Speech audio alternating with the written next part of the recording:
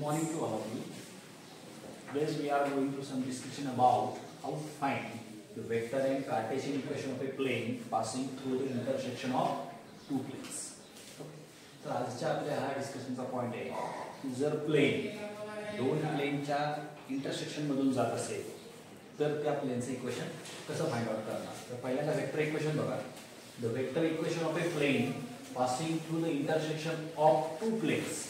तर प्लेनचं इक्वेशन पहिलं कोणतं आहे बघा की r bar dot n1 bar is equal to d1 and r bar dot n2 bar is equal to d2 is.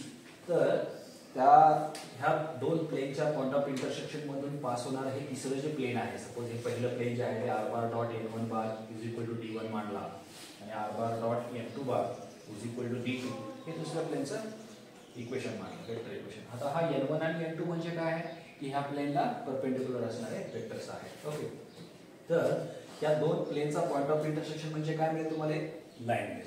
तर ह्या पॉइंट ऑफ इंटरसेक्शन पास होणारं हे तिसरं प्लेन आहे की ज्याचं प्लेनचं इक्वेशन कसं मिळेल बघा की r bar dot n1 bar plus lambda into n2 bar is equal to d1 plus lambda into d2. वेळ d1 आणि d2 हे काय आहे, कॉन्स्टंट आहे. ते कसे येतात, ज्या प्लेन ज्या पॉइंट मधून पास होतो त्याचा पोझिशन बार घेतला आणि त्याला नॉर्मल असणार वेक्टर l बार घेतला तर a1 bar dot n1 bar म्हणजे काय म्हणतो आपण त्याला d1 म्हणतो आणि a2 bar dot n2 bar म्हणजे काय म्हणतो d2 म्हणतो. तर या दोन प्लेनच्या पॉइंट ऑफ इंटरसेक्शन मधून मिळणारं पास होणारं प्लेन त्याचं वेक्टर इक्वेशन कसं मिळतं, r bar dot n1 bar plus lambda into n2 bar plus d1 plus lambda into. तर हे झालं vector equation of a plane. जर Cartesian equation of a plane तुम्हाला जर फाइंड आउट करायचं असेल तर बघा तुम्हाला दोन प्लेनची इक्वेशन दिलेली असते. The Cartesian equation of plane passing through the planes हे पहिलं प्लेनचं इक्वेशन आहे. a1x plus b1 y plus c1 z is equal to d1. तर ह्याच्यामध्ये हे a1 b1 c1 म्हणजे काय असतात, ह्या प्लेनला परपेंडिक्युलर असणाऱ्या वेक्टरचे डायरेक्शन रेशोज राहतात. म्हणजे n1 बार काय मिळतो a1 i cap plus b1 j cap plus c1 k cap. त्यानंतर दुसऱ्या प्लेनचं इक्वेशन दिलेलं आहे की a2x plus b2y plus c2 z is equal to d2 हे दुसऱ्या प्लेनचं इक्वेशन आहे. या दोन प्लेनच्या पॉइंट ऑफ इंटरसेक्शन मधून पास होणारे तिसऱ्या प्लेनचं इक्वेशन म्हणजे तुम्हाला हे अशा फॉर्मॅटमध्ये मिळेल. पहिल्या प्लेनच्या इक्वेशन मध्ये ही term a1x plus b1y plus c1z plus lambda into दुसऱ्या प्लेन मध्ये ही term a2x plus b2y plus c2z is equal to d1 plus d2. तर हे होतं तुमचं Cartesian equation of a plane passing through the intersection of two planes आणि हे equation होतं की vector equation of a plane passing through the intersection of two planes. Okay, तर हे n1 आणि n2 म्हणजे काय आहे, त्या प्लेनला नॉर्मल असणारे दोन वेक्टर्स आहेत. या ठिकाणी a1 b1 c1 म्हणजे काय आहे, त्या प्लेनला परपेंडिक्युलर असणारे वेक्टरचे डायरेक्शन रेशोज आहेत. a2 b2 c2 म्हणजे काय आहे, दुसऱ्या प्लेनला परपेंडिक्युलर असणारे वेक्टरचे जे काय आहेत डायरेक्शन रेशोज आहेत. ओके, तर ह्याच्यावरचं आपण एक एक्झाम्पल बघू. Find the vector equation of the plane. Find the vector equation of a plane passing through the point काय दिलाय बघा 1,0 and the line of intersection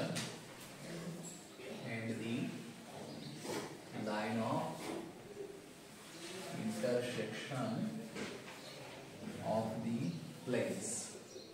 दोन प्लेन इंटरसेक्ट झाल्यानंतर त्यांची पॉइंट ऑफ इंटरसेक्शन म्हणजे तुम्हाला लाईन मिळेल. त्या लाईन मधून हे प्लेन पास होतं. त्या लाईनचं इक्वेशन काय दिलेलं आहे बघा की r bar dot i cap plus j cap plus k cap is equal to 8 and दुसऱ्या प्लेनचं काय आहे r bar dot 2 i cap plus 3 j cap plus 4 k cap is equal to 3. Okay, तो question बघा लक्षात येतो का, काय आहे क्वेश्चन तुम्हाला विचारले की vector equation of a plane तुम्हाला फाइंड आउट करायला सांगितलं. कोणत्या प्लेनचं, की जे प्लेन तुमच्या ह्या पॉइंट मधून पास होतं आणि ह्या दोन प्लेनचा पॉइंट ऑफ इंटरसेक्शन म्हणजे जी लाईन असणार आहे त्या लाईन मधून हे काय व्हायला पाहिजे, वेक्टर. ठीक, जर गिवन इन्फॉर्मेशन जी आहे ती जर घेऊन घेतली तर काय मिळेल बघा की r bar dot i cap plus j cap plus k cap is equal to 8 be the vector equation of a plane in the form of, आता स्टँडर्ड फॉर्म काय राहतो त्याचा r bar dot n1 bar is equal to d1 therefore हे जर compare करून घेतले तर n1 बार काय मिळेल तुम्हाला की n1 bar is equal to i cap plus j cap plus k cap and d1 किती मिळाला 8 मिळाला. ऑल्सो तुम्हाला दुसऱ्या वेक्टर प्लेनचं वेक्टर इक्वेशन दिलेलं आहे. काय आहे ते r bar dot 2i cap plus 3j cap plus 4k cap is equal to 3 be the vector equation of a plane in the form of r bar dot n2 bar is equal to d2. हे जर compare करून घेतलं तर काय मिळेल तुम्हाला की n2 bar is equal to 2i cap plus 3j cap plus 4k cap and d2 is equal to 3. ठीक. आता ह्या दोन प्लेनच्या पॉइंट ऑफ इंटरसेक्शन मधून पास होणाऱ्या प्लेनचं तुम्हाला इक्वेशन जर लिहायचं असेल तर त्याचं वेक्टर इक्वेशन कसं मिळतं therefore r bar dot n1 bar plus lambda into n2 bar which is equal to d1 plus lambda into d2 be the vector equation of a plane passing through the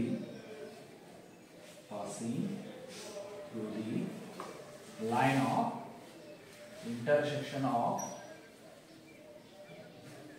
given two planes. दिलेल्या दोन प्लेनच्या point of intersection पासून जी line form होणार आहे त्या line मधून pass होणाऱ्या त्या प्लेनचे हे वेक्टर इक्वेशन आहे. ओके. मग जर ह्या तुम्ही दिलेल्या व्हॅल्यू याच्यामध्ये पुटअप केल्या देअरफॉर काय मिळेल बघा की r बार डॉट n1 बार काय आहे तुमच्याकडे i cap plus j cap plus k cap plus lambda into n2 बार काय मिळालाय 2i cap plus 3j cap plus 4k cap which is equal to d1 काय आहे 8 प्लस लॅम्बडा इनटू d3 किती आहे d2 किती आहे 3 आहे. ओके. जर तुम्ही याला याची ऍडिशन घेतली या दोन वेक्टरची तर काय मिळेल r bar dot 1 plus 2 lambda into I cap 1 plus 3 lambda into j cap 1 plus 4 lambda into k cap which is equal to 8 plus lambda into 3 lambda 1 plus 3 lambda. हे प्लेन जे आहे ते प्लेन तुमच्या ह्या पॉइंट मधून pass होते. ठीक आहे. आणि r बार काय आहे r bar be a position vector of any variable point on this plane. Now let किंवा वेअर म्हणू where r bar be a position vector of any variable point on the plane आहे.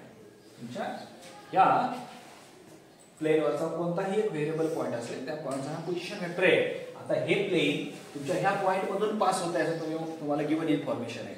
मग मी हा जो variable point आहे तोच म्हणजे ह्या पॉइंटचे कोऑर्डिनेट्स मानतो. ठीक आहे. This plane passing through the point कोणता पॉइंट आहे बघा 1, 0, 2. therefore now consider की जो हा पॉइंट आहे तोच म्हणजे तुम्ही p या पॉइंटचा पोझिशन वेक्टर मानणार. therefore r bar is equal to काय मिळेल बघा i cap plus 0 j cap plus 2 k cap. ठीक. आता हे जर तुम्ही r bar ची व्हॅल्यू इक्वेशन 3 मध्ये ठेवली तर काय मिळेल बघा therefore equation 3 becomes r bar काय आहे r bar i cap plus 0 j cap plus 2 k cap dot product b काय दिलेलं आहे बघा 1 plus 2 lambda i cap 1 plus 3 lambda j cap 1 plus 4 lambda into k cap which is equal to 8 plus 3 lambda. Okay. आता ह्या दोन वेक्टरचा dot product घेतला तर डॉट प्रोडक्ट कसा घ्यायचा माहिती आहे तुम्हाला की i dot i is equal to 1 j dot j is equal to 1 k dot k is equal to 1 बाकी सर्व काय म्हणतो तुम्हाला 0 मिळतो. जर आता ह्याचा डॉट प्रोडक्ट घेतला i चा कोएफिशियंट 1 ह्याला मल्टिप्लाय केलं तर हे काय मिळेल तुम्हाला 1 प्लस 2 लॅम्बडा प्लस त्या ठिकाणी j चा कोएफिशियंट 0 0 ने ह्याला मल्टिप्लाय केलं तर 0च मिळेल प्लस k चा कोएफिशियंट किती आहे 2 2 ने ह्याला जर मल्टिप्लाय केलं तर काय मिळेल 2 * 1 plus 4 lambda is equal to 8 plus 3 lambda. Okay.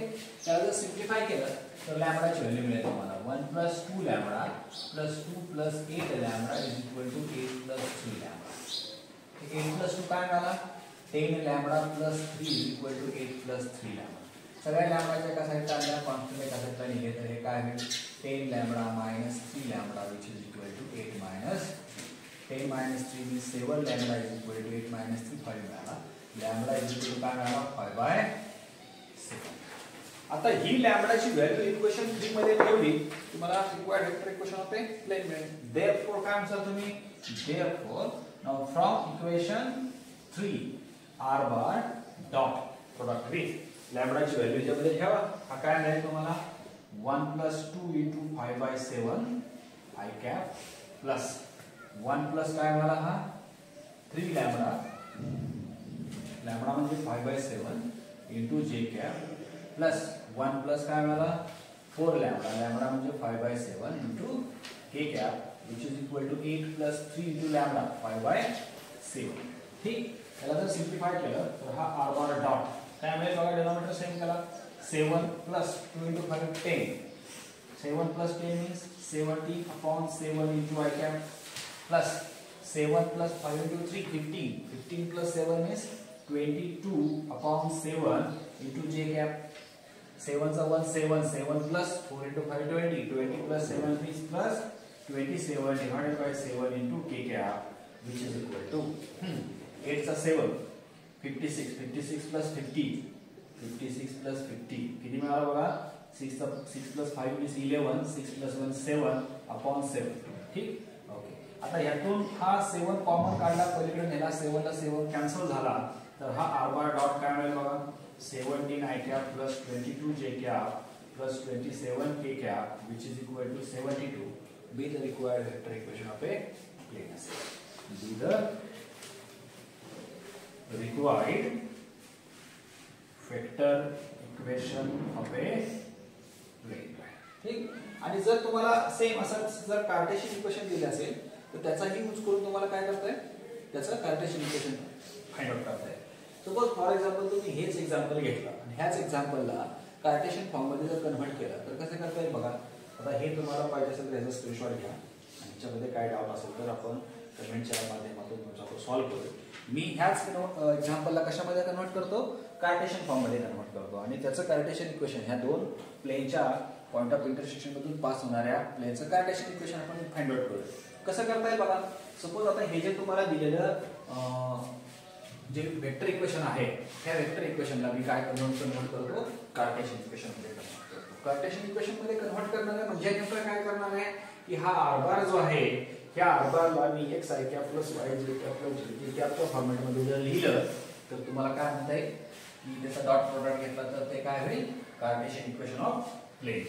मग आता बघा ही तुम्हाला गिवन इन्फॉर्मेशन होती त्यालाच मी ह्याच्यामध्ये जर कार्टेशियन फॉर्म मध्ये लिहिलं तर हा x into 1 काय मिळेल तुम्हाला हा x I cap चा I cap निघून जाईल म्हणजे x plus y plus z is equal to 8 हे तुमच्या पहिल्या प्लेनचं कार्टेशियन इक्वेशन राहील आणि दुसऱ्या प्लेनचं इक्वेशन काय मिळेल तुम्हाला हे 2x plus 3y plus 4z is equal to 3 हे दुसऱ्या प्लेनचं इक्वेशन राहील. आता तुम्हाला गिवन इन्फॉर्मेशन काय होते की हे कार्टेशियन इक्वेशन ऑफ प्लेन आहे हेही कार्टेशियन इक्वेशन ऑफ प्लेन आहे आणि ह्या दोन प्लेनच्या पॉइंट ऑफ इंटरसेक्शनची जी काही लाईन मिळणार आहे त्या लाईन मधून प्लेन पास होणार आहे आणि ह्या पॉइंट मधून पास होते तर त्या प्लेनचं कार्टेशियन इक्वेशन तुम्हाला फाइंड आउट करायचं आहे. कसं फाइंड आउट करायचं बघा. जी गिवन इन्फॉर्मेशन आहे ती तुम्ही लिहून घेतली. काय आहे given information. Now let x plus y plus z is equal to 8 be the Cartesian equation of a plane in the form of कोणत्या फॉर्मॅट मध्ये आहे हे ax plus by plus cz is equal to d. Okay. आता हे जर तुम्ही compare करून घेतलं तर a is equal to 1 मिळेल b is equal to 1 मिळेल c is equal to 1 मिळेल आणि d is equal to काय असेल 8 मिळेल. आता तुम्हाला दोन प्लेन दिले मी याला a1 b1 c1 आणि d1 म्हणतो तर हा a1 b1 c1 आणि d1 तुम्हाला मिळाला. ना ऑल्सो दुसरं जे प्लेन दिलेलं आहे ते काय दिलेलं आहे 2x plus 3y plus 4z is equal to 3 be the Cartesian equation of another plane in the form of a2x plus b2y plus c2z is equal to d2. ठीक. ओके. हे जर कंपेअर करून घेतलं तर काय मिळेल तुम्हाला a2 is equal to 2 b2 is equal to 3 c2 is equal to 4 d2 is equal to 3. आता ह्या दोन प्लेनच्या पॉइंट ऑफ इंटरसेक्शन मधून पास होणारं प्लेनचं इक्वेशन तुम्हाला डिफाइन करायचं आहे. नाव लेट काय होईल बघा, the equation, the Cartesian equation of a plane passing through the point of intersection, passing through the intersection of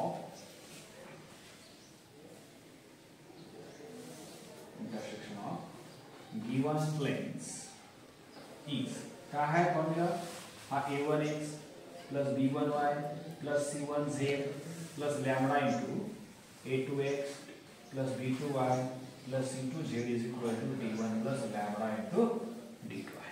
ठीक, या जर व्हॅल्यू याच्यामध्ये ठेवल्या तर काय मिळेल बघा, हा a1x plus b1y plus c1z म्हणजेच काय आहे तुमच्याकडे x plus y plus z plus lambda into हे दुसरं इक्वेशन काय आहे 2x plus 3y plus 4z आहे is equal to 8 plus 3 lambda.